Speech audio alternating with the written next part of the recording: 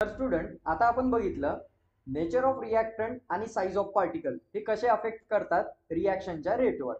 तर आता सिमिलरली आपण बघणार आहोत कॉन्सन्ट्रेशन कसा अफेक्ट करतो. तर कॉन्सन्ट्रेशन म्हणजे काय असते? कॉन्सन्ट्रेशन ऑफ रिॲक्टंट म्हणजे एखादा ऍसिड, एक उदाहरणासाठी जसं की सल्फ्युरिक ऍसिड घ्या किंवा हायड्रोक्लोरिक ऍसिड घ्या, तो ऍसिड कॉन्सन्ट्रेटेड आहे का डायल्यूट आहे. मग आता हे दोन कसे ओळखायचे? कॉन्सन्ट्रेटेड म्हणजे जो प्युअर फॉर्म असतो ऍसिडचा त्याला म्हणतात concentrated acid, that is concentrated HCl किंवा कॉन्सन्ट्रेटेड H2SO4 असं आपण म्हणू शकतो. हायड्रोक्लोरिक ऍसिड आणि सल्फ्युरिक ऍसिड.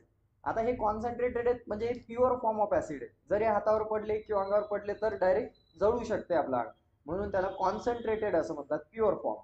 सिमिलरली त्याच्या अपोजिट जर आपण म्हटलं तर डायल्यूट ऍसिड. आता डायल्यूट मध्ये यांचेच डायल्यूट फॉर्म म्हणजे काय असतात की या ऍसिड मध्ये जर 100% ऑफ ऍसिड मध्ये 30% सपोज पाणी असेल, म्हणजे त्यामध्ये पाणी ऍड करतो आपण, तेव्हा ते ऍसिड जे होते त्याला म्हणतात डायल्यूट ऍसिड. तर डायल्यूट ऍसिड जे असते तर त्यामध्ये 30% ऑफ वॉटर असल्यामुळे ते एवढं इफेक्टिव्ह नसते किंवा रिॲक्शन मध्ये काय होते ते स्लो रिॲक्ट करते, म्हणून त्याला म्हणतात डायल्यूट ऍसिड. आणि हे थोडं फास्ट रिॲक्ट करणार म्हणून याला म्हणतात कॉन्सन्ट्रेटेड ऍसिड. तर अशा प्रकारचे जे कॉन्सन्ट्रेटेड आणि डायल्यूट ऍसिड असतात किंवा रिॲक्टंट असतात, तर हे रिॲक्शन मध्ये काय करतात, रिॲक्शन फास्ट घडवून आणण्याचं काम करतात कॉन्सन्ट्रेटेड, आणि स्लो घडवून आणण्याचं काम करतात डायल्यूट. तर अशा प्रकारे आपण हे अफेक्शन यांचं बघू शकतो. त्यानंतरचा जो टॉपिक आहे आपला आहे टेम्परेचर. टेम्परेचर सुद्धा अफेक्ट करत असते रेट ऑफ रिॲक्शनवर.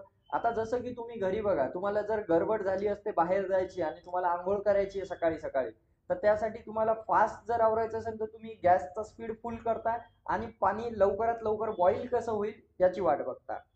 त्यानंतर तेच जर तुम्हाला टाइमपास करायचं असलं तुम्ही काय करता, तेच गॅसचा स्पीड स्लो करता आणि पाणी हळूहळू तपू देता, थोडं लेट होऊ द्या, जाऊ द्या, आरामशीर करू आंघोळ मग जाऊ आपण.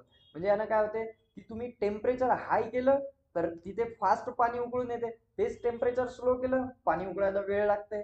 म्हणून याने काय होते की टेम्परेचर सुद्धा रिॲक्शनवर अफेक्ट करते. तेच जर का तुम्ही भाजी करत असताना, सपोज स्वयंपाक करत असताना जर का गॅसचा स्पीड फुल केला आणि तुम्ही लक्षच दिलं नाही तर भाजी एक वेळ करपून जाऊ शकते पूर्ण.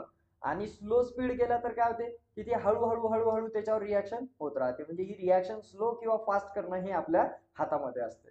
आलं लक्षात? आता हे झाले. आता यानंतरचा जो फायनल फॅक्टर आहे जो रेट ऑफ रिॲक्शनवर अफेक्ट करतो तो म्हणजे आहे कॅटॅलिस्ट. आता तो काय असते एकदा बघू.